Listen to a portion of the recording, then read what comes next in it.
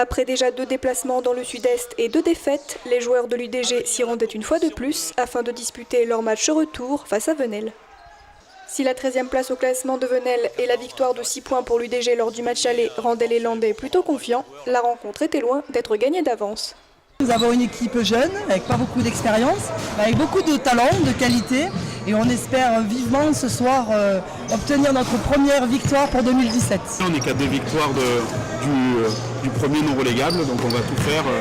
On est passé pas loin la semaine dernière à Golf, donc ce soir à domicile, on espère surfer sur la vague. Contrairement à leur match face au Canet, l'UDG se montre bien présent physiquement lors des premières minutes de match. Venelle s'accroche, mais les Rouges et Noirs remportent le premier quart-temps 21-15. Contre toute attente, les Venellois reviennent en force lors du second quart-temps et remontent le score jusqu'à dépasser l'UDG. Les Noirs clôturent la première mi-temps 44-40, mais ils le savent, les UDGistes n'ont pas dit leur dernier mot. Là on se cherche beaucoup, défensivement on a réussi à faire pas mal de choses, mais on n'est pas au bout, on n'est pas allé au bout de ce que je voulais faire. Je répète encore sur les rotations, sur des joueurs importants, on a défendu comme si c'était des joueurs normaux. Mais non, le numéro 15 et Mansaré, ce ne sont pas des joueurs normaux, ce sont des joueurs très adroits et il ne faut pas leur laisser le champ libre. On avait du mal à aborder les déplacements. Là, on a compris qu'il fallait être concentré dès le début du match. Pour une fois, on n'était pas à moins 20 à la mi-temps, donc des suites ça change tout, moins 4. C'est rien du tout en basket, c'est 2 actions, donc voilà, tout va très vite, mais moins 20, sur les autres matchs, c'était trop compliqué. C'est avec un peu de retard dû à un problème de panier que débute la seconde mi-temps. Problème cependant vite résolu grâce à l'agilité d'un membre de Venelle. De retour sur le terrain, les Rouges et Noirs ne tardent pas à rattraper la légère avance prise par Venelle en première mi-temps. Pour les Noirs, le jeu devient compliqué et notamment dû à de nombreux paniers à 3 points du joueur tout juste revenu Thomas Laurent. La différence de niveau de jeu se fait sentir, mais Venelle tente tant bien que mal de rester dans le match.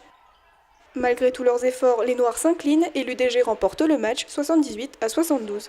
Dès qu'ils ont retrouvé leur adresse, on a eu du mal à finir nos rotations à l'opposé. Et on se fait, entre guillemets, assassiner par le numéro 15 et par Mansaré à l'opposé. On savait ce qui allait se passer, on n'a pas réussi à le gérer. On a pu les user avec notre longueur de banc et eux, ils sont un peu plus limités en termes d'effectifs que nous. Et c'est pour une fois qu'on peut dire ça, c'est quand même, on va en profiter. Donc on a su les user et puis sur la longueur, on arrive à remonter nous en intensité là où les autres équipes baissent un petit peu. Là voilà, on a fait un match, on va pas dire complet, mais on s'impose ici et déjà ça fait du bien à la tête et pour éviter de se dire il y a une malédiction dans le sud-est. Il faut que les autres reviennent et nous amènent cette générosité comme on a pu le voir avec Thomas Laurent ce soir, qui est plein d'enthousiasme parce que lui, ça fait 2 mois et demi qu'il range son frein. Et je sais que les 2 autres, ils trépignent d'impatience d'arriver et de nous rejoindre. Donc voilà, tout va s'enclencher. Voilà, nous aussi, on va pouvoir souffler un petit peu et se reposer sur eux, sur ce côté-là. Voilà, on n'est pas au vert, mais on s'oriente bien. Une victoire qui rapproche l'UDG de son rêve de jouer les playoffs. Il va y avoir 6 équipes pour 2 places. Donc ça va être compliqué tous les week-ends. On sait qu'il faut se préparer à ça. Mais bon, c'est de la bonne pression, on va dire. Ça fait plaisir de jouer pour ces deux premières places pour les playoffs.